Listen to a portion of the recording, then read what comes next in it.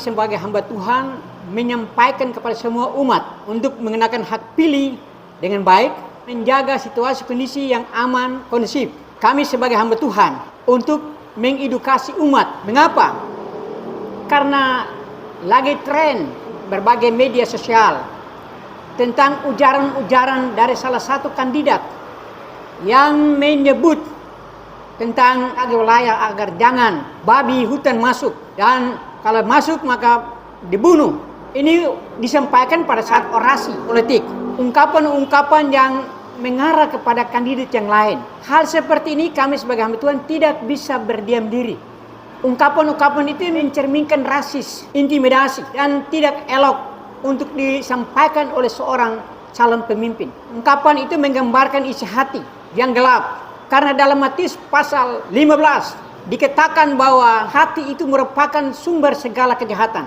Jadi kalau tidak dikontrol, maka dia akan muncul dalam bentuk tindakan dan kata-kata. Nah, kita sebagai orang percaya, terutama hamba Tuhan, tentu tidak boleh berdiam diri atas ungkapan-ungkapan kebencian, ancaman, menyamakan orang lain sama dengan binatang atau babi. Sebagai hamba Tuhan, harus mengingatkan, tolong hentikan ujaran kebencian dalam orasi-orasi politik. Gunakanlah nalar yang baik.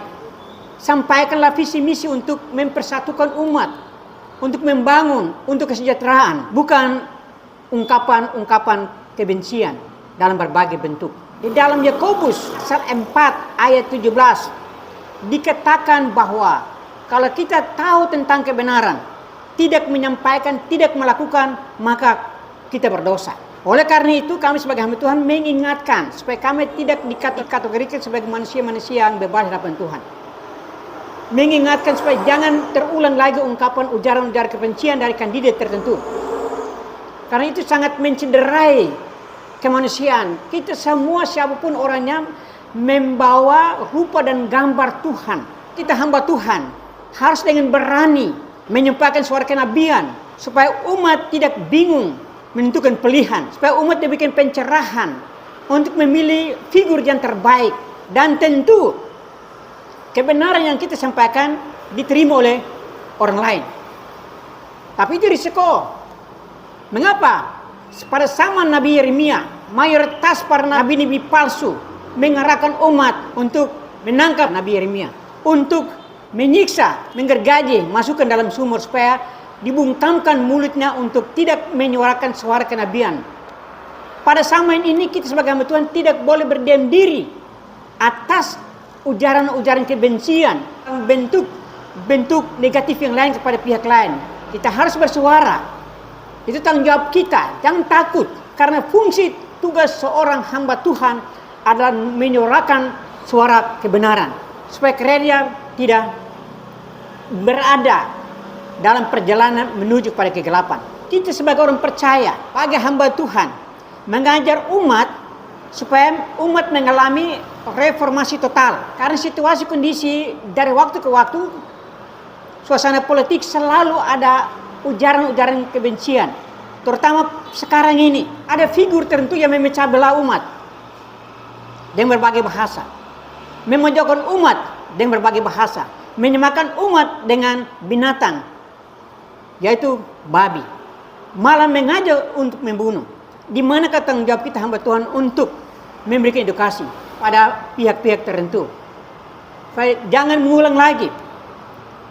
Karena ingat, apa yang diungkapkan itu menggambarkan isi hati kita. Terakhir, kita siap untuk menerima resiko apapun yang datang dari manusia, karena tidak semua orang akan menerima apa yang kita sampaikan, kebenaran yang kita berikan. Karena zaman ini adalah zaman di mana manusia sudah semakin jauh hidup dari Tuhan, sehingga kebenaran yang kita sampaikan akan selalu dibantah, dibelokkan, ditantang oleh pihak-pihak yang tertentu yang dalam tanda kutip belum memiliki pemahaman yang komprehensif tentang pilkada, tentang mengenakan hak pilih dalam pilkada. Lebih kurang dari itu, saya minta maaf, tapi saya sebagai hamba Tuhan punya tanggung jawab. Saya tidak mau ditolak oleh Tuhan. Pada zaman sekarang, gereja perlu mengalami reformasi total agar gereja jangan berjalan menuju pada kegelapan. Ingat, dulu kita gelap, sekarang kita terang. Itu yang harus kita kedepankan. Bukan sebaliknya. Kita berdiam diri atas berbagai ujaran-ujaran kebencian yang dimunculkan oleh kandidat tertentu.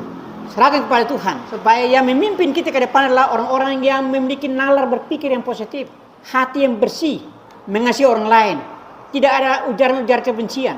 Itu yang harus menjadi pemimpin kita. Bukan pemimpin yang datang dari hati yang penuh dengan ujaran-ujaran kebencian, ancaman, dan lain sebagainya. Tuhan memberkati Anda. Shalom.